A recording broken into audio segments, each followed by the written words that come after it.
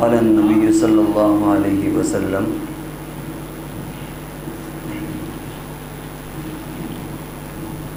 المؤمن القوی خیر من مؤمن الضعیف،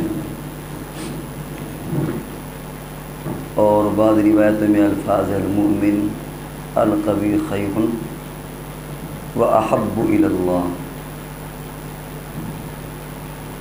کہ طاقتور مومن اللہ کو محبوب ہے، اللہ کو پسندیدہ ہے۔ یہ جو آج کا عنوان ہے کہ آپ اپنے مستقبل کو کیسے بہتر بنائیں، اس میں ایک سب سے اہم کردار شخصیت سازی کا ہے۔ انسان کی شخصیت اگر ایک بار بن جاتی ہے تو پھر وہ زندگی بھر اسے کیش کرتا ہے۔ بہت سے لوگ ہمارے معاشرے میں ایسے ہیں جن کی زبان پر کاروبار چلتا ہے، زبان پر ان کی زبان کی لوگ مثالیں دیتے ہیں، اور بہت سے ایسے جو بدنام زمانہ ہو جاتے ہیں۔ یعنی اگر وہ مارکیٹ میں پیسے لے کر کے نکلے تو شاید وہ کام نہ کر سکیں جو ایسا انسان جس نے اپنی شخصیت کو بنایا، وہ خالی جیب نکل کر کے وہ کام کر سکتا ہے۔ نبی اکرم صلی اللہ علیہ وسلم کی زندگی اگر آپ دیکھیں تو 40 سال تک شخصیت سازی ہی ہوئی۔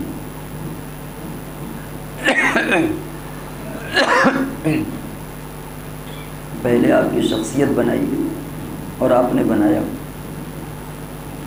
اسی لیے الامین اور کیسے کیسے آپ کو لقب ملے نبوت سے پہلے بھی، اور نبوت کے بعد لوگوں کو ہزار دشمنی تھی، عقائد کا اختلاف تھا، لیکن مالی اعتبار سے بھروسہ آپ ہی پر تھا۔ امام بخاری علیہ الرحمہ کا ایک بہت مشہور واقعہ ہے کہ کشتی میں سوار ہو کر جا رہے تھے، ایک شخص اس حیثیت سے پیش آیا جیسے خادم پیش آتا ہے، خدمت کرنا، اور حضرت حضرت حضرت، کہاں سے آ رہے ہیں، کہاں جا رہے ہیں، کیا مقصد ہے، اور اسی طرح باتوں باتوں میں اس نے یہ پوچھ لیا کہ آپ کے پاس کتنے پیسے ہیں؟ انہوں نے بتا دیا۔ اب اس نے کیا یہ کہ ایک ڈھونگ رچا کہ میرے 1000 اشرفیاں دینار چوری ہو گئے۔ اب ظاہر بات ہے کہ جو بندہ یہ دعویٰ کرے کہ میرے 1000 چوری ہو گئے تو تلاشی ہوگی، اور تلاشی کے بعد جس کے پاس نکلے گا کم سے کم وہ مطعون ہو جائے گا، الزام اس پر آئے گا کہ ہو نہ ہو انہوں نے ہی چرایا ہے، کیونکہ یہ بندہ دعویٰ کر رہا ہے ان کے پاس سے نکلا ہے۔ عام طور سے ذہن یہی جاتا ہے۔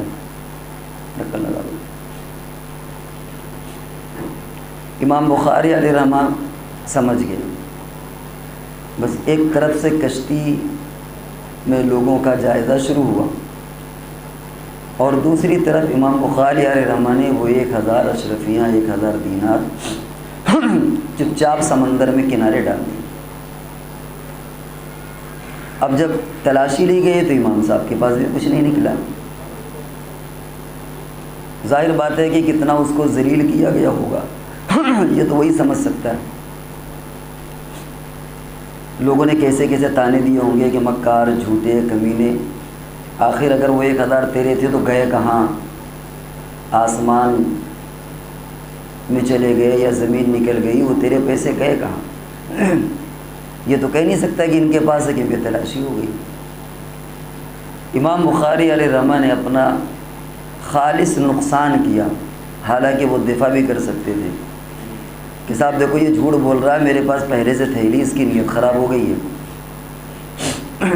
اور اس طرح دعویٰ کر رہا ہے۔ لیکن اجنبی لوگوں میں کون صفائی کرے، کون قسم کھائے، کیا ہو کیا نہ ہو، انہوں نے بہتر سمجھا کہ چپ چاپ اس کو دریا برد کر دیا جائے، سمندر میں ڈال دیا جائے، تاکہ جو ہماری شخصیت ہے وہ شخصیت داغدار نہ ہو۔ کیونکہ کام لینا ہے اللہ کو بھی، اور ان کا بھی ایک مشن تھا کہ مجھے حدیث کا کام کرنا ہے، اور اگر ایک بار آدمی مطعون ہو گیا، جھوٹا ثابت ہو گیا، دھوکے باز، تو پھر وہ کبھی کامیاب نہیں ہو سکتا۔ لوگ اس کی بات پر بھروسہ کیسے کریں گے؟ تو اتنا بڑا اپنا نقصان کیا شخصیت سازی کے لیے، کردار سازی کے لیے اپنا نقصان گوارا کیا۔ انہوں نے یہ نہیں محسوس کیا کہ اتنی لمبی رقم کیا ہو۔ اور آج دنیا جانتی ہے کہ امام بخاری علیہ رحمہ کا سکہ چل رہا ہے، سب سے بڑے محدث میں شمار ہوتا ہے، سب سے عظیم کتاب ان کی قرآن کی بات سمجھی جاتی ہے۔ تو معلوم یہ ہوا کہ ہمیں اپنے معاشرے میں سب سے پہلے کردار سازی اور شخصیت سازی کی ضرورت ہے۔ آدمی کے جب اعتماد ایک بار ٹوٹتا ہے تو آدمی کبھی کبھی کہتے ہیں یار فلانے سے اسے امید نہیں تھی، وشواس گھات میرے ساتھ ہو گیا، تو ایسا نہیں سمجھتا تھا لیکن دھوکہ لگ گیا۔ پھر وہ کبھی زندگی میں اعتماد کو بحال نہیں کر سکتا۔ تو ہم اپنے مستقبل کو روشن کیسے بنائیں، بہتر بنائیں، اس میں سب سے پہلی سیڑھی اگر یہ کہہ لیا جائے کردار سازی کی ہے تو یہ غلط نہیں، بلکہ ہمیں اپنے بچپن سے ہمیں ایسا کردار بنا کے چلنا چاہیے کہ اس میں کوئی حرف اور اس پر کوئی انگلی نہ رکھ سکے۔ یہ جو حدیث پڑھی تھی اس کی بہت لمبی تشریح ہے کہ طاقت سے کیا مراد ہے، جسمانی طاقت مراد ہے یا روحانی طاقت مراد ہے، بلکہ سبھی مراد ہے۔ المومن القوی، اس میں جسمانی طاقت بھی ہے، روحانی طاقت بھی ہے، اخلاقی طاقت بھی ہے، سیاسی طاقت بھی ہے، علم اور ٹیکنالوجی کی طاقت بھی ہے۔ اور اس وقت مراد یہی ہے کیونکہ ہم جس پوزیشن پر ہیں، ہم سیاسی طاقت حاصل نہیں کر سکتے، معاشی طاقت بھی بڑا مشکل ہے حاصل کرنا، لیکن علم اور ٹیکنالوجی کی طاقت ایسی ہے کہ آج بھی ہم اسے حاصل کر سکتے ہیں، اور اسے ہمیں اپنی زندگی کے اندر نکھارنے کی اور بنانے کی ضرورت ہے۔ اسی میں ایک بات اور جوڑیے کہ ایک لفظ آتا ہے فریب۔ فریب کی بھی بہت سی قسمیں ہوتی ہیں۔ عام طور سے ہمارے معاشرے میں جب لفظ فریب آتا ہے تو اس سے یہ مراد ہوتا ہے کسی کو دھوکہ دے دینا، اور مفہوم ہوتا بھی اس کا یہی ہے، لیکن فریب کی بہت سی قسمیں ہوتی ہیں۔ ایک ہوتا ہے فریب نظر، دھوکہ نظر کا لگ گیا۔ آپ نے جنگل میں کسی ریگستان میں آپ دیکھ رہے ہیں کہ ریت چمچما رہی ہے، گرمی میں جب دھوپ پڑتی ہے ریت پر تو ایسا لگتا ہے کہ پانی موجیں مار رہا ہے، بندہ آگے بڑھتا ہے اور وہ کبھی ختم نہیں ہوتا، اسے سراب کہتی ہے، نظر کا فریب ہے، نظر کچھ آتا ہے ہوتا کچھ ہے۔ اسی طریقے سے ایک فریب کی وہ قسم ہے جس کو باقاعدہ آپ کہتے ہیں کہ دھوکہ دڑی، دھوکہ دے دیا کسی کو۔ ایک فریب کی قسم ہوتی ہے کہ اپنے آپ کو ایسا پیش کرنا کہ دوسرا آدمی دھوکہ کھا جائے۔ ایک فریب کی قسم بہت عام ہے کہ کاروبار میں آدمی دھوکہ دے دے، تجارت میں دھوکہ دے دے، غلط بیانی کرے، وہ سب قسم ہیں۔ تو فریب نفس کی ایک قسم تو یہ ہے کہ اپنے آپ کو اس انداز میں بندہ پیش کرے کہ لوگ دھوکہ کھا جائیں، اور فریب نفس کی ایک قسم اور ہے کہ جس میں آدمی تعلی کا شکار ہو جاتا ہے۔ تعلی سے مراد یہ کہ وہ اپنے آپ کو کچھ سمجھنے لگتا ہے کہ ہماری طرح کوئی اور نہیں ہے، ہماری سوچ اچھی ہے، میرا مشورہ اچھا، میں ایسا میں ایسا میں ایسا۔ یہ فریب نفس کی سب سے خطرناک قسم ہے کہ آدمی اپنے بارے میں اس طرح خود پسندی کا شکار ہو جائے کہ بس میرے اندر ساری خوبیاں اور کسی کے اندر کوئی خوبی نہیں ہے، میرے اندر یہ سوچ، میرے اندر یہ وہ فریب ہے جس کو ہم عموماً فریب نہیں سمجھتے۔ بندے کا اچھا ہونا اور دل میں اچھا بننا یہ برا نہیں ہے، لیکن اس میں نیت صاف ہو۔ نبی اکرم صلی اللہ علیہ وسلم نے ایک دعا سکھائی ہے، اللہم اجعلنی فی عینی صغیرہ وفی اعین الناس کبیرہ۔ اے اللہ مجھے اپنی نظروں میں چھوٹا بنائیے لیکن لوگوں کی نظروں میں مجھے بڑا بنائیے۔ تو معلوم یہ ہوا کہ ہمیں اگر لوگ بڑا سمجھیں یہ برا نہیں ہے، یہ تو مطلوب ہے، حضور نے دعا سکھائی ہے، لیکن اپنے نفس، اپنے جی، اپنے من کے اعتبار سے بڑا نہیں ہونا چاہیے کہ ہم فلانے سے بڑے ہیں۔ آج بہت سارے لوگ اس فریب نفس کا شکار ہیں۔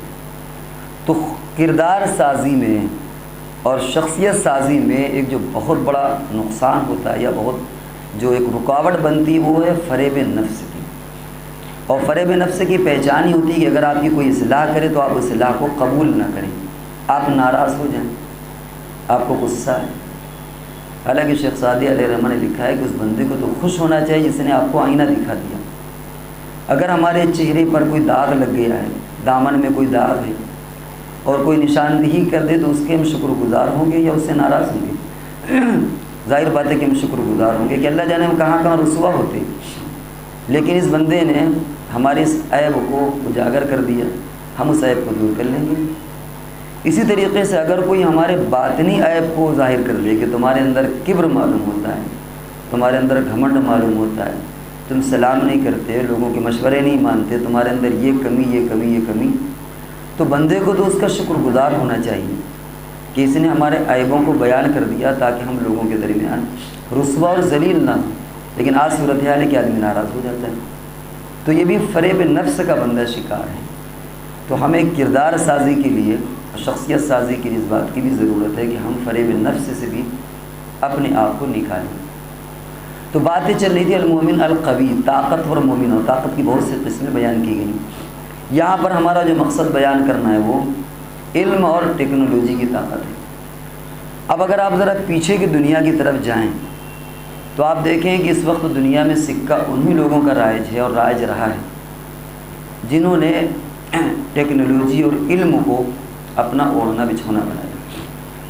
برطانیہ نے ہندوستان اور بہت سارے خطے پر حکومت کی.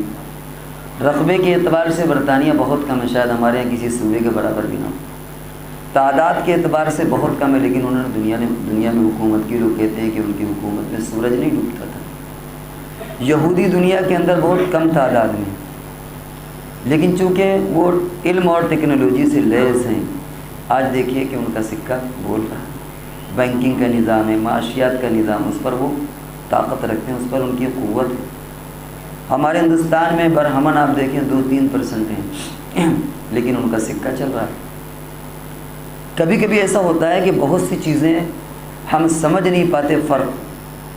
ہماری شخصیت سازی کے لیے اس کی بھی ضرورت ہے کہ ہم نفع اور نقصان کے پیمانوں کو بھی سمجھیں. مثال کے طور پر ہم نے اگر سوشل میڈیا میں ہم ایکٹیو ہیں, ہم اس پر دین کی خدمات انجام دے رہے ہیں, تو ہم یہ سوچتے ہیں کہ ہم بہت بڑا کارنامہ انجام دے رہے ہیں. اور ٹھیک ہے, اپنے بساط کے مطابق اگر آدمی کرے تو یہ برا بھی نہیں, اچھی بات ہے. لیکن سوشل میڈیا اور پرنٹ میڈیا کا فرق یہ ہے کہ آپ کی جد و جہد تمام طاقت خرچ کرنے کے بعد بہت کم تعداد تک پہنچ پاتی ہے آپ کی آواز. لیکن جو لوگ پرنٹ میڈیا میں ہیں, الیکٹرانک میڈیا میں ہیں, ان کی آواز آن کی آن میں کروڑوں اور اربوں انسانوں تک پہنچ جاتی ہے. مثال کے طور پر آپ نے کوئی بہت کارآمد ویڈیو یا آڈیو بنایا, آپ نے اسے یوٹیوب پر, فیس بک پر اسے اپلوڈ کر دیا. زیادہ سے زیادہ دیکھنے والے یوزر 1000, 2000, 3000 ہوں گے.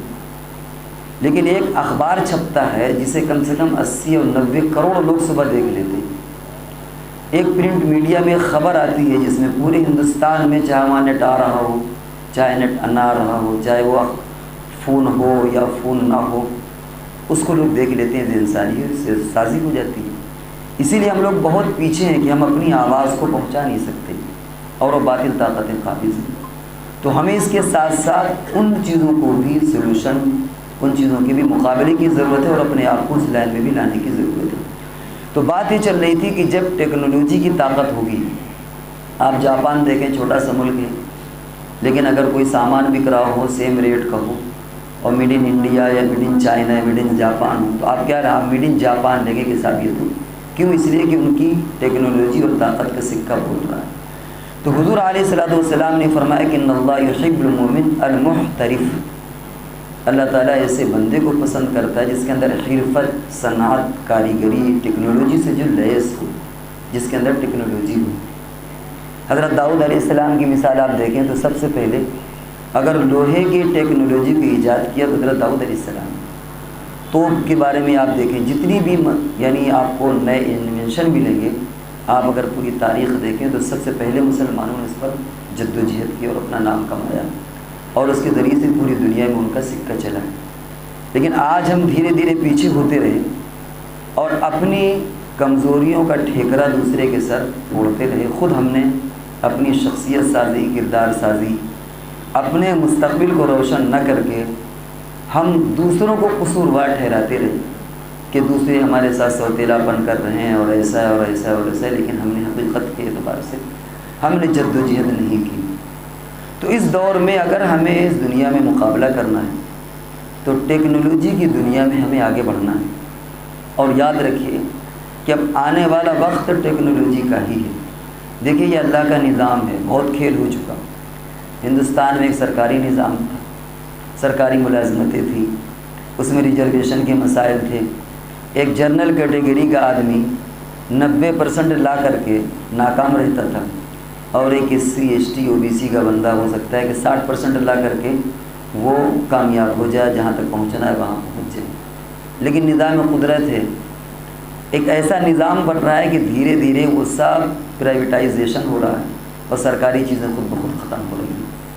یہ پرائیویٹائزیشن جو ہے مسلمانوں کے حق میں اللہ کی ایک رحمت ہے۔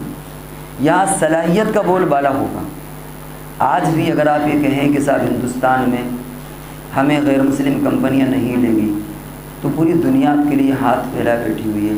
آپ ٹیکنالوجی میں آگے بڑھیں، گلف کنٹری ہیں، یورپ کی کنٹریاں ہیں، برطن ہے، امریکہ، سب جگہ آپ کے لیے ہاتھ پھیلا لوگ بیٹھے ہوئے، آپ جائیے پڑھیے۔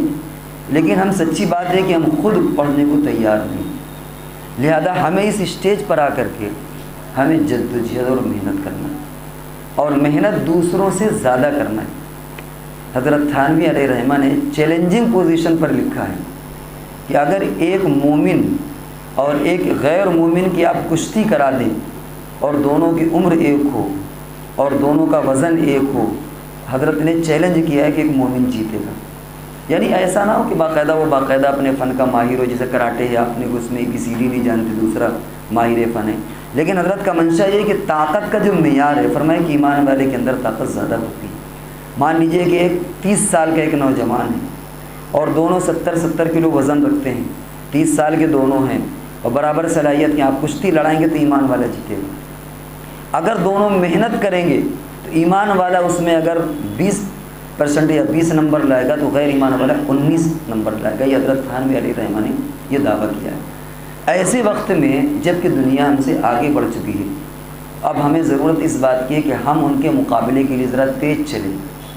آپ کو لکھنؤ جانا ہے، دلی جانا ہے، اور ایک گاڑی آپ سے آگے نکل چکی ہے جو 70 کی اسپیڈ پر چل رہی ہے، تو اب آپ اس کو پانے کے لیے 70 کی اسپیڈ پر چل کر کے مقابلہ نہیں کر سکتے۔ اگر وہ 70 چل رہا ہے تو آپ کو 80، 90 اور 100 چلنا پڑے گا، تب کہیں آپ اس کے برابر اس کو کراس کر پائیں گے۔ آپ بھی اگر اتنی ہی محنت کریں گے تو ظاہر بات ہے کہ پھر اتنی محنت کے بعد وہ تو آپ پیچھے رہیں گے۔ تو اس وقت ضرورت اس بات کی ہے کہ ہم ایکسٹرا محنت کریں، زیادہ محنت کریں، اور جب ہم محنت کریں گے تو ہم مقابلے پر آگے آئیں گے۔ دیکھیے ابھی چند سال ہوئے اور مسلمانوں نے الحمدللہ تعلیمی اعتبار سے ترقی کی۔ آپ تصور نہیں کر سکتے تھے کہ کبھی حافظ، عالم، کبھی IPS، IAS یا نیٹ اور جی کے امتحان میں کامیاب ہوں گے۔ آج دیکھیے کہ ایک حافظ ہے جو گریڈ کے اعتبار سے 299 نمبر اس کے ہندوستان میں، جہاں 10 اور 20 لاکھ لوگ نیٹ کے امتحان میں بیٹھتے ہیں، ان میں وہ 299 نمبر ایک حافظ قرآن بلائے۔ 13 جو مولانا ولی رحمانی صاحب نے شروع کیا تھا، الحمدللہ اس کا ایک اپنا بھی چند سال ہوئے، اس کا ایک اپنا ریکارڈ ہے۔ مولانا بدر الدین اجمل نے جو شروع کیا 14 کے نام سے، آپ دیکھیے کہ اس میں 250 لوگوں نے نیٹ کے امتحان میں کوالیفائی کیا۔ یہ جو تعلیم سے واقف لوگ ہیں وہ سمجھ سکتے ہیں کہ کتنا بڑا ٹاسک ہے یہ لوہے کی چنے چبانا معمولی بات نہیں ہے کہ ایک آسام جیسے پسماندہ علاقے میں بڑھ کر کے ایک بندہ مسلمان ذرا سی جد و جہد کر کے 250 240 لوگوں کو نیٹ کے امتحان میں کامیاب کرا دینا، یہ ایک معمولی بات نہیں ہے، یہ لوہے کی چنے چبانا ہے۔ پچھلے سال 150 کی تعداد تھی، اس سال 250 کی تعداد ہے۔ ہم پورے UP میں اتنے نہیں دے سکتے۔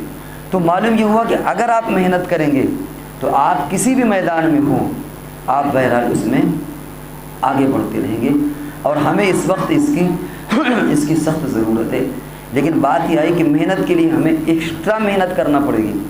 ہم اسی لیول کی محنت کر کے، ابھی جس بچے کا انٹرویو آیا ہے جو 299 نمبر نیٹ میں لایا ہے، وہ حافظ قرآن بھی ہے، اس نے جو اپنی محنت کی رودات بیان کری، تو ایسا کوئی نہیں کہ بہت پہاڑ کھودتا رہا اور دن رات پڑھتا رہا. اس نے اپنا ایک سیٹ اپ بنایا کہ ہمیں کیسے پڑھنا ہے، کس کس طریقے سے ہمیں آگے بڑھنا ہے. اور پھر اس نے بتایا کہ آخر وقت میں ہم نے 15 گھنٹے تک محنت کی ہے. کیا آج ہمارے یہاں لوگ 15 گھنٹے محنت کرتے ہیں؟ تصور ہی نہیں ہے. آپ دیکھیں کہ جو لوگ تیاریاں کرتے ہیں وہ کئی گھنٹے، نان مسلم جو غیر مسلم ہوتے ہیں وہ کتنی محنت کرتے ہیں. تو ہمیں محنت کی بھی ضرورت ہے. تو شخصیت سازی کے تعلق سے سب سے پہلی چیز تو یہ جو حضور علیہ الصلوۃ والسلام کی زندگی سے ملتا ہے کہ اپنی زندگی میں نکھار پیدا کرنا اور کہیں پر بھی بے اعتمادی نہ پیدا ہونے پائے لوگوں کی طرف سے، جس کو کہتے ہیں وشواس گھات. ہمارے اوپر لوگوں کو ایسا ہو کہ قسم کھا جائیں لوگ کہ ہم قسم کھا جائیں گے ان پر، وہ جھوٹ نہیں بول سکتے، وہ دھوکہ نہیں دے سکتے، وہ ان کی جو بات ہے وہ پتھر کی لکیر ہے. کم سے کم ہمیں معاشرے میں اگر اپنا مقام باقی رکھنا ہے تو ہمیں اپنے سب سے پہلے اپنی شخصیت کو بنانے کی ضرورت ہے. امام بخاری علیہ رحمہ کا بھی ہم نے مثال میں واقعہ پیش کیا کہ کس طریقے سے خون پسینے کی کمائی ہوئی 1000 دینار جو آج کے زمانے میں لاکھوں روپے ہوتے ہیں، اور دریا گرد انہوں نے سمندر میں ڈال دیا، صرف اس لیے کہ میرے اوپر کوئی الزام نہ لگے. حالانکہ وہ جواب دے سکتے تھے، وہ اس چور کے الزام کو، اس خود چور کو مزید ذلیل کر سکتے تھے، لیکن انہوں نے پچڑے میں پڑنا مناسب نہیں سمجھا. کہ ہم کیوں پچڑے میں پڑنا؟ بلا وجہ کھوکھٹ بازی میں ہو سکتا ہے کہ اس کشتی میں بیٹھے ہوئے کسی آدمی کے بارے میں ایک تصور بھی آ جائے کہ ہمیں ہو سکتا ہے کہ میاں نے چرایا ہو سکتا ہے کہ انہوں نے لے لیا ہو اور اپنے صلاحیت سے اس پر غالب آ گئے، اور بیچارہ غریب تھا، وہ ثابت نہیں کر سکا. لیکن ان تمام چیزوں سے بچ کر کے اس کو دریا میں ڈال دیا تاکہ ہماری شخصیت کے اندر کوئی داغ نہ لگنے پائے. تو چونکہ آپ کو معاشرے میں کام کرنا ہے، سماج میں کام کرنا ہے، لہذا ہماری شخصیت داغدار نہ ہونے پائے. اب اخیر میں ہمارا جو وقت دیا گیا تھا آدھا گھنٹہ، وہ تقریباً ہوا چاہتا تھوڑا سا وقت رہ گیا. اس میں کچھ چیزیں ٹپس کے طور پر ہم دے دیں کہ ہم خود بھی ان کو فالو کریں اور دوسرے لوگوں تک بھی وہ پیغام کو ہم پہنچائیں کہ ہم کس طریقے سے زندگی میں آگے بڑھنے کی کوشش کریں. ان میں سب سے پہلی چیز تو یہ کہ ہمیں ہر میدان میں محنت کرنے کی ضرورت ہے. ابھی جتنی رپورٹیں تیار ہوئی مسلمانوں کے تعلق سے، مسلمانوں کی ناکامی کے تعلق سے، وہ سچر کمیٹی سے لے کر کے اور نہ جانے کتنی کمیٹی، ان سب میں یہ رپورٹ مشترک ہے کہ مسلمان تعلیم کے اعتبار سے پیچھے. اور آپ ایک بات نوٹ کر لیجئے کہ آج جو غیر مسلموں کو ہم سے نفرت ہے، وہ ہمیں پھوٹی آنکھ نہیں دیکھنا چاہتے. اس میں ایک سب سے بڑی وجہ یہ بھی ہے کہ ان کا یہ الزام ہے، کسی حد تک وہ صحیح ہے، کہ ان کی وجہ سے ہماری بدنامی ہو رہی، ہمارا ملک بدنام ہو رہا ہے، ہمارا تعلیمی گراف مسلمانوں کی وجہ سے نیچے جا رہا ہے، ہمارے صحت کا گراف مسلمانوں کی وجہ سے نیچے جا رہا ہے. مثال کے طور پر تعلیم کے اعتبار سے اگر ہندوستان 100 نمبر یعنی 140 نمبر پر ہے دنیا میں، تو وہ یہ کہتے ہیں کہ ہندوستان میں مسلمان 20 کروڑ ہیں، اور چونکہ یہ پڑھتے نہیں ہیں لہذا ان کی وجہ سے ہمارا انٹرنیشنل ہماری بدنامی ہو رہی ہے، انٹرنیشنل ہماری ناک کٹ رہی ہے. کیوں؟ اس لیے کہ یہ پڑھتے نہیں. اگر یہ پڑھیں تو ہم آج اگر 100 نمبر پر ہیں تو ہمارا وہ گھٹ کر کے 50 نمبر پر آ جائیں گے. آج ہمارے ہندوستان کا گراف جو صحت کے اعتبار سے کمزور ہے، اس میں مسلمانوں کا دخل ہے، کیونکہ مسلمان اپنے صحت کے اعتبار سے غیر مسلم سے زیادہ بیمار ہیں. تو وہ یہ کہتے ہیں کہ ہمارے ملک کی ناک کٹانے کا ذریعہ ہے. خدا کی قسم اگر آپ پڑھنے کے اعتبار سے آگے ہو جائیں تو آدھی نفرت تو یوں ہی چھٹ جائے گی. وہ سوچیں گے کہ ان کی وجہ سے ہندوستان میں ہمارا نام بلند ہو رہا ہے، اور ہمیشہ دوسروں کے سر پر ٹھیکرا پھوڑنا یہ اچھی بات نہیں ہے. آپ نے دیکھا کہ آپ اگر صلاحیت والے ہوں گے تو آپ کو پریسیڈنٹ بھی بنایا جا سکتا ہے. عبدالکلام کی مثال دیکھیں گے. ابھی ہم نے اسی حرف میں ایک بندے کو بلایا تھا جسے کیا ہے وہ ڈریگن، وہ کیا چلتا ہے جو بغیر پائلٹ کی چلتا ہے، اسے ڈرون بوائے کے نام سے وہ مشہور ہے. ہم لوگوں نے الحمدللہ یہاں بلایا تھا کورونا سے پہلے، شاید میرے خیال 1 بار یا 2 بار آئے. اس نے بچوں میں اسپیچ پیش کی. آج اس کا ایک اپنا مقام ہے، اور اس کی اگر آپ بیک گراؤنڈ دیکھیں تو گودھرا کا رہنے والا، اس کا باپ دنگے میں مار دیا گیا. ماں نے کوشش کی کہ ہم جھاڑو پوچھا کریں گے لیکن اپنے بچے کو پڑھائیں گے. چنانچہ اس کی ماں 2-4 گھروں میں جا کر کے کام کرتی، روٹیاں پکاتی، برتن مانجتی، اور اس نے اپنے بچے کو پڑھایا۔ بالآخر وہ سائنس میں آگے بڑھا، اس نے ایک ایسا ڈرون بنایا جو بغیر پائلٹ کے چلتا ہے، اور پھر اس کو سرکاری طور پر اعزاز دیا کہ اس نے اپنا واقعہ بیان کیا کہ جب مجھے وہ اپنا کارنامہ پیش کرنا تھا تو کوئی صوبے کا کوئی بہت بڑا عہدیدار، مجھے پورا قصہ یاد نہیں ہے، وہ عہدیدار اس کو کچھ بکے پیش کرنا تھا، میں نے ڈرون کے ذریعے سے ریموٹ سے کنٹرول کر کے وہاں تک پہنچانا تھا، اور ایک موقع ایسا آیا کہ شاید وہ وہاں تک نہ پہنچے، میرا دل بیٹھنے لگا کہ اتنا بڑا مجمع ہے، شاید آج میں رسوا ہو جاؤں، لیکن اللہ کا کرم یہ ہوا کہ میرا مشن کامیاب ہوا، اور وہ بکے یا جو بھی انعام تھا یا جو لیٹر تھا وہ اس نے اس منتری تک جو بھی اس کو پہنچایا، اور پھر جو میدان تالیوں سے گونجا تو آپ تصور نہیں کر سکتے کہ مسلم بچہ ہے جس کو آنکھوں کا تارا بنایا، انہی لوگوں کو جن کو ہم RSS کہتے ہیں، جنہیں ہم غیر مسلم کہتے ہیں۔ تو آج ہندوستان میں جو ہمارے اوپر نفرت ہے، اس نفرت کی جو دیکھا جا رہا ہے اس میں ایک سبب یہ بھی ہے کہ انہوں نے ہمارے ہندوستان کی ناک کٹائی ہے، کیونکہ پڑھنے میں پیچھے ہیں۔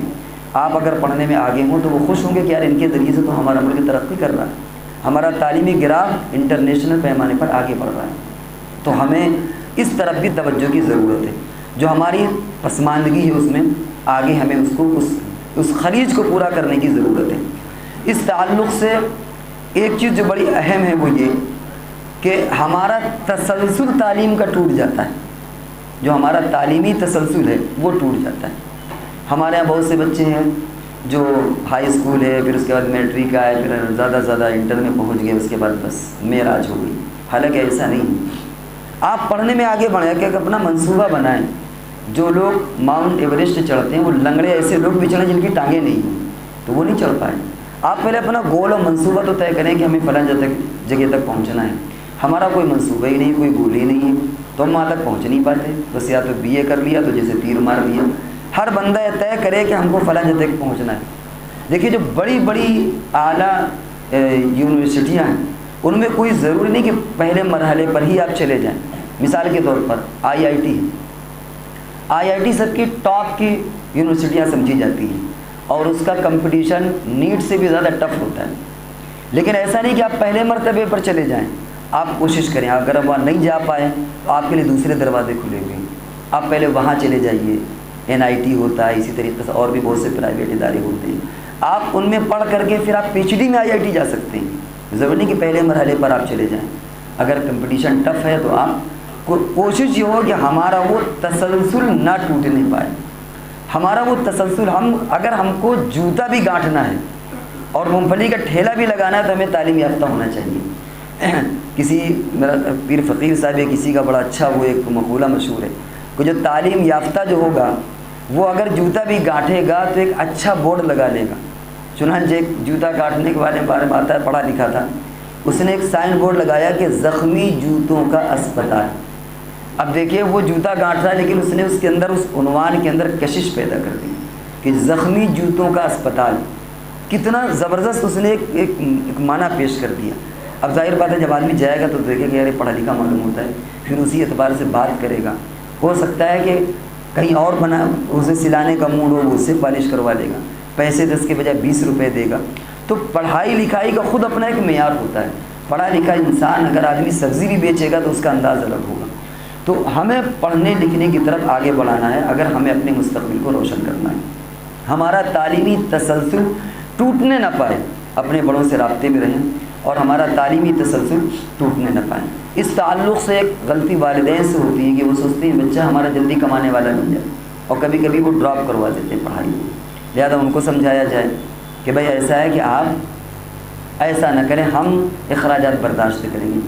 کبھی ایسا ہوتا ہے کہ فیس وغیرہ کے پیسے نہیں ہوتے تو اب ہمارا معاشرہ، ہمارا محلہ اس کا ذمہ داری لے لے کہ بھائی ہم فیس ہم دے دیا کریں گے۔ اس تعلق سے ایک کام تو یہ کرنے کا ہے کہ سب سے پہلے گھر والے خود کوشش کریں، وہ بچہ کوشش کرے، خود کوشش کرے۔ اس بچے کے اندر اگر تڑپ ہے اور مان لیجئے کہ اس کا باپ زیادہ انٹرسٹڈ نہیں ہے تو وہ مسجد کی امام کے پاس آئے اور کہے کہ میں پڑھنا چاہتا ہوں، میرے پڑھانے کا نظم کریے۔ اللہ کا شکر ہے کہ نظم ہوگا۔ اسی علاقے کا ایک واقعہ، ایک مولانا اسامہ صاحب رحمۃ اللہ علیہ کی بہت فکر رہتی تھی۔ وہ کہتے تھے کہ اگر کوئی IIT کرنا چاہتا ہے کوئی تو ہمارے پاس آئے، اور کئی لوگوں کو وہ کراتے تھے۔ چنانچہ ایک بندہ آیا، اس نے کہا کہ میرا مجھے فلاں فلاں کورس کرنا، اس میں اتنے روپے کی ضرورت ہے. یہ بات کہنے کی نہیں ہے. 2-3 منٹ میرا وقت بچا ہے، بس اس بات کے ختم، تقریباً ہماری بات پوری ہو رہی ہے. اس نے کہا کہ مجھے اتنے پیسوں کی ضرورت ہے. تو ہم نے کہا ایسا کرو کہ کوشش کر کے دیکھ لو. اس میں کوئی عیب کی بات نہیں، لیکن جو ایک حقیقت ہے وہ ہم آپ کو بتا رہے ہیں. ہمارے سامنے کچھ ڈاکٹروں کی معیار آئے کہ وہ مدرسوں میں چاہے کم دیتے ہوں، لیکن وہ یہ چاہتے ہیں کہ ہمارے معاشرے کے بچے اعلیٰ تعلیم یافتہ بن جائیں. تو ہم نے اس کو مثال، ہم نے اس کو کہا کہ بھائی ڈاکٹر نہال صاحب ہیں، ڈاکٹر جمیل صاحب ہیں، اور فلانے اور فلانے ان حضرات نے ان سے بہت کہہ رکھا تھا. ہم نے کہا ڈاکٹر نہال صاحب کا، ہم بہت لاگ لپیٹ والے نہیں ہیں، یہ کوئی چغلی نہیں، ہم صاف صاف بیان کر دیتے ہیں، کسی کو برا لگے یا بھلا لگے. ہم نے ڈاکٹر نہال صاحب کے پاس اس کو بھیجا، وہ ہمارا یہی مقتدی تھا ہمارا. ڈاکٹر صاحب نے کہا کہ بیٹا تم کو میرے پاس کسی نے بھیج دیا، ہمارے پاس تو ایسا کوئی فنڈ نہیں ہوتا. حالانکہ یہ وہ حضرات ہیں جو ہم سے اس طرح کا تذکرہ کر چکے تھے کہ ہم اس طرح سماج کے لوگوں کو آگے بڑھانا چاہتے ہیں. انہوں نے کہا کہ ڈاکٹر جمیل صاحب کے پاس چلے جاؤ، شاید ان کے پاس اس طرح ملت کے جو بیچارے غریب بچے ان کے پاس کچھ پڑھانے کا ہو. ڈاکٹر جمیل صاحب نے کہا بیٹا تم کو میرا کسی نے غلط بتا دیا، میرے پاس اس طرح کا کہاں کوئی فنڈ ہوتا ہے. ایسا کرو کہ اس وقت ADM سٹی ابرار تھے، میرا خیال ہے 12-15 سال ہو گئے. ADM سٹی ابرار احمد تھے. انہوں نے کہا کہ مسلمان بچوں کا فنڈ شاید ADM سٹی ابرار کے پاس ہوتا ہے، وہاں چلے جاؤ.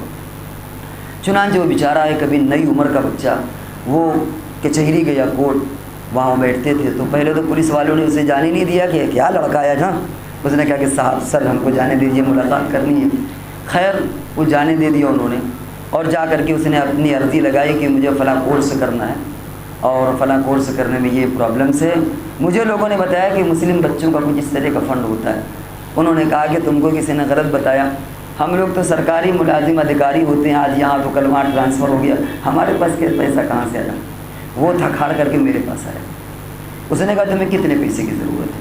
کہا 20,000 کی بھی فی الحال. ہم نے کہا تم پڑھو، پیسے ہم دیں گے. الحمدللہ آج بھی علماء، ہمارا اسامہ صاحب نے بھی بہت سے بچوں کو پڑھا آج، اور ہم اس کے لیے تیار ہیں. کسی بچے کی سلائن میں آنا ہو تو ہم علماء کی ٹیم الحمدللہ اس کے لیے تیار ہیں. ہم نے اس کو پیسے کا ارینج کیا. لیکن اللہ کا نظام یہ کہ وہ اس کورس کو چھوڑ کر کے اس کا ایئر فورس ان ہو گیا. انس اس کا نام ہے، آتا ہے ہمارے مسجد میں، دعائیں دیتا ہے، بہت اچھی ہماری الیکس سب کچھ ہے. ظاہر بات ہے کہ ہمارے مشورے سے واسطہ کر کے ایئر فورس میں ہے. وہ آج اس بچے کی وجہ سے وہ پورا خاندان بن گیا. کم سے کم اس بچے کی وجہ سے اس کے اور بھائی، اس کی بہنیں اور ایک خاندان ترقی کر گیا. تو ان بچوں کو بھی آپ سمجھائیے جو امام بیٹھے ہیں، جو اپنی مسجدوں میں ان بچوں کو سمجھائیں کہ اگر تمہیں کوئی تعلیمی اعتبار سے پریشانی آتی ہے تو تم امام کے پاس جا کر کے کہو کہ ہمارے ساتھ یہ پرابلم ہے.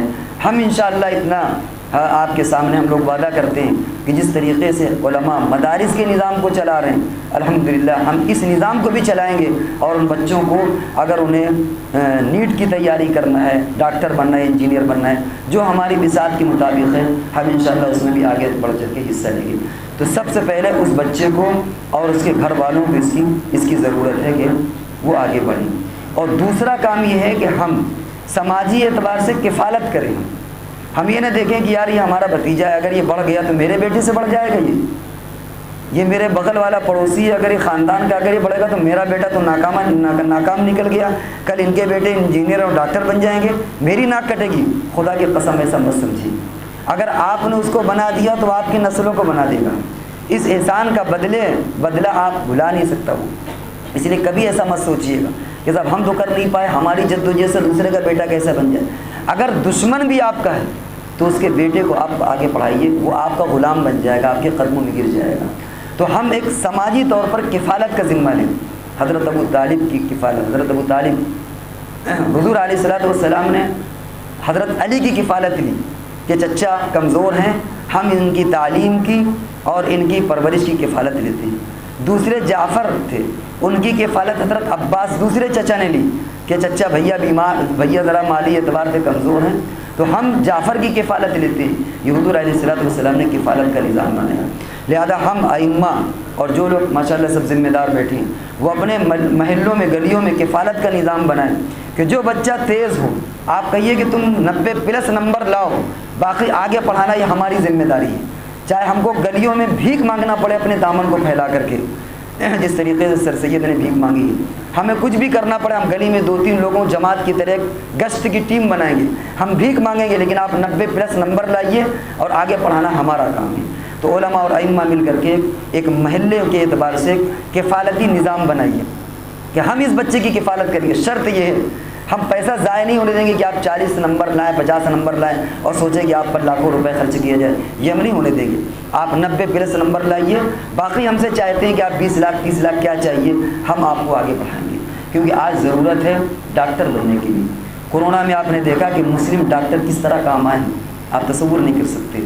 اگرچہ زیادہ پیسہ خرچ ہو رہا ہے، ہمیں زکوٰۃ کی بھی رقم لگانا پڑے گی تو ہم دینے کو تیار ہیں اس سلسلے میں، لیکن ہمیں سماج میں بھی ڈاکٹر بھی چاہیے۔ اور بالکل آخری بات یہ ہے کہ ہمیں اس میں سرکاری اسکیم بھی معلوم کرنے کی ضرورت ہے، کیونکہ سرکاری اسکیم بہت سے مرتبہ ہوتا ہے اور ہم مس کر جاتے ہیں، تو ہمیں سرکاری اسکیم بھی معلوم کرنے کی ضرورت ہے تاکہ ان اسکیموں سے ہم فائدہ اٹھائیں۔ تو میرا وقت بھی ہو گیا، بلکہ 2-4 منٹ زیادہ ہو گئے۔ آخر میں ایک بار ہم سمری کے طور پر بیان کر دیں کہ المومن القوی خیر من مومن الضعیف۔ اللہ نبی اکرم صلی اللہ علیہ وسلم نے فرمایا کہ طاقتور مومن وہ اللہ کو زیادہ محبوب ہے، اور طاقت جس طریقے سے ٹیکنالوجی، جس طریقے سے سیاسی طاقت ہوتی ہے، جس طریقے سے اور یعنی اخلاقی طاقت ہوتی ہے، معاشی طاقت ہوتی ہے، اسی طریقے سے ٹیکنالوجی اور علم کی طاقت ہے، اور آج کے دور میں اسی علم کا سکہ بول رہا ہے۔ ہم نے برطانیہ اور بہت سی جگہوں پر مثالیں یہودیوں کی دیں، اور اس کے لیے ہمیں سب سے اہم شخصیت سازی کی ضرورت ہے۔ شخصیت سازی میں امام بخاری علیہ رحمہ کا واقعہ پیش کیا۔ آپ کو کوئی بھی قربانی دینا پڑ جائے لیکن اپنے دامن پر بے اعتمادی کا داغ نہ لگنے دیجیے گا۔ یاد رکھیے گا زندگی بھر کبھی بھی، چاہے مدرسے کے ذمہ دار بنے، مسجد کے ذمہ دار بنے، لوگ آپ کی پیٹھ پیچھے قسمیں کھا لیں کہ ہمیں شاید اپنے اوپر اتنا بھروسہ نہیں ہے لیکن فلانے پر ہم قسم کھا لیں گے، اپنی ذات سے زیادہ بھروسہ اس پر ہمارے اوپر ہے۔ تو کبھی اپنی شخصیت پر داغ نہ آنے دیجیے گا، ہمیں کوئی بھی دھبا یعنی کوئی بھی ہمیں اس کی قیمت چکانا پڑ جائے، انشاءاللہ ایک بار اعتماد بنے گا، زندگی بھر آپ اس کا بوجھا ہوا آپ کاٹیں گے، زندگی بھر آپ اس کا پھل کھائیں گے۔ پھر آپ رسیدیں دیں گے نا تو آپ سے لوگ رسید نہیں لیں گے، آپ کہیں گے پھاڑ کے پھینک دیجیے گا، ورنہ 10 مرتبہ آپ سے رسید کا مطالبہ کریں گے۔ تو اس لیے اپنی شخصیت کو ہم نمایاں کریں، اور اس کے علاوہ خود پڑھنے میں جدوجہد کریں، اور ان کے والدین اگر اتنا زیادہ شعور نہیں رکھتے تو ہمارے ائمہ اور ذمہ دار لوگ اس طرف آگے بڑھیں، گلی گلی مشن بنائیں، اسی طریقے سے جسے گشت کیا جاتا ہے اس طریقے کی کلیکشن کریں، اور یہ چیلنج کریں کہ جو بچہ اتنے نمبر لے آئے گا آگے کی تعلیم جہاں تک پڑھے گا ہماری ذمہ داری ہے، ہم لوگ انشاءاللہ جس طرح کے ہیں وہ حاضر رہیں گے، اور خود یہ جس کو ہم خود کفیل کفالت کا نظام کہتے ہیں وہ، اسی طریقے سے جو سرکاری اسکیمیں ہوتی ہیں، اس طرح اگر ہم اپنے معاشرے کو آگے بڑھائیں گے تو انشاءاللہ اللہ کی ذات سے امید ہے کہ 20 اور 30 سال میں جب ہم جدوجہد کریں گے، 10 سال کی جدوجہد ہم نے آپ کو بتایا کہ ابھی یہ 13 ہے اور 14 جو مولانا بدرالدین اجمل نے نکالا، سارے پریشان ہیں کہ یار یہ کیا ہو رہا ہے۔ 3-4 سال میں مسلمانوں نے اتنا اپ گریڈ کر دیا کہ 240 ڈاکٹر بنا دینا صرف ایک صوبے سے مسلمانوں کو۔ اس لیے آپ اگر 10-20 سال کی محنت آپ کریں گے تو انشاءاللہ جو ہمارے ایک بدنامی کا داغ ہے، اور برادران وطن ہمارے اوپر ناراض اس لیے ہوتے ہیں کہ صاحب ان کی وجہ سے ہمارے ملک کی ناک کٹ رہی ہے، ہمارا تعلیمی گراف نیچے، وہ ہمیں محبت کی نظر سے دیکھتے ہیں کہ ان کی وجہ سے ہمارے ملک کا مقدر اور ہمارے ملک کا گراف اوپر آ رہا ہے۔ بہرحال یہ جو باتیں آپ کے سامنے کہی گئی، کہنے والا بھی محتاج ہے، سننے والا بھی محتاج ہے۔ اللہ تبارک و تعالی ہم سب کو اخلاص کے ساتھ اس مشن کو آگے بڑھانے کی توفیق عطا فرمائے۔ وآخر دعوانا الحمدللہ رب العالمین۔